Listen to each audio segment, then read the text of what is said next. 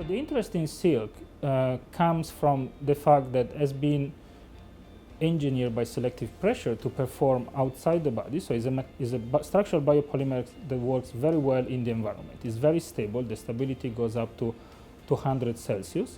It's very stable at different pH. But more interesting is a material that we experience as a fibrillar materials, because we have this idea that silk is as a fibril, but that's just because the spider and the caterpillar makes it as a fibril. In reality, silk is a material that assembles by simply forming hydrogen bonds between molecules, and it can make monolithic material. So we can make a transparent silk film. We can make a screw made out of silk, so we can make bioplastic. And it's also materials that is very, very conformable. Conformable means that it can basically cover surfaces with a texture down to 3 nanometers or even below. Another very interesting properties of silk is called polymorphism. Polymorphism comes from ancient Greek, like polymorphe. It means that it can have several conformations. In fact, silk can be stable in a random coil conformation or in the beta sheet conformation. And depending on these two conformations, we can have a material that, for example, is completely water insoluble, or a material that is completely water insoluble. And we can tailor the amount of beta sheet that we form in the material so that we can engineer the shelf life of silk. Silk, we get it, either we get it from cocoon that we buy, so you can basically go outside in the market. Typically sources are, for example, Brazil, Taiwan, China, India, and Japan. And we can get our silk from these sources. For example, our silk comes either from Japan or Taiwan. Or we can make our own silk. So we're using synthetic biology to engineer polypeptides, to engineer proteins that have a similar sequence to the one that silk has. But at that point, we're not using a silk that comes from nature, we're engineering our raw material, right? So we can add functionalities to the protein that comes from different amino acidic sequence that we can incorporate in the final product. So historically, silk has been used extensively for biomedical applications. The suture thread is the typical application that everybody thinks about, but effectively, historically, there has also been, for example, ligament grafts or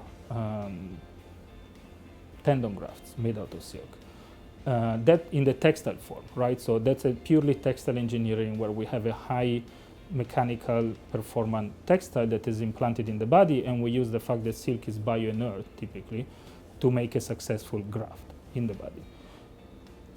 The application that have been emerged since 2010, so in the last decades, that's mostly about optoelectronics application of silk. So the fact that we can re-engineer silk in a new material format that looks like typically a film, a transparent film, that allows us to make materials that can be engineered, for example, at the nanoscale. So I can think about using nanofabrication properties or nanofabrication techniques, to engineer materials that have a nanostructure topography at the surface. And so we can make, for example, photonic crystals. We can make diffraction gratings.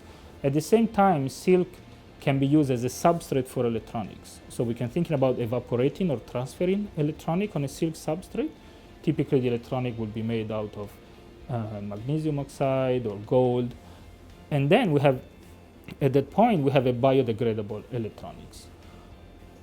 What I want to do, so my work with silk since I came to MIT shifted more towards the agricultural application. So given the scenario of a material that is very good for biomedical application, has shown a lot of potential as a technical material for optoelectronics application, whether in the body or outside the body, I saw an opportunity to use these materials to advance a sector that historically has not seen a lot of innovation through material science.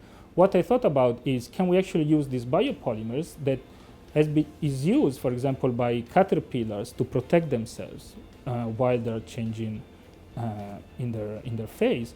Can we use them, for example, to protect crops without using the cold chain? Because remember that these films made out of silk are very conformable. They can be formed by simply drop casting the solution. So you simply let the water evaporate and the material assemble. And so if you can direct that assembly in a very simple way, using basically no energy, that allows you to make a membrane outside your crop or outside your food. And that membrane can regulate the oxygen permeation through the seal coating. It can permeate, it can regulate the water evaporation from the crop, right? So the moment you pick a crop, the crop starts to lose value because water evaporates out of it. So if you can somehow protect the crop, you're also adding value to your, for example, to your fruit, to your tomato.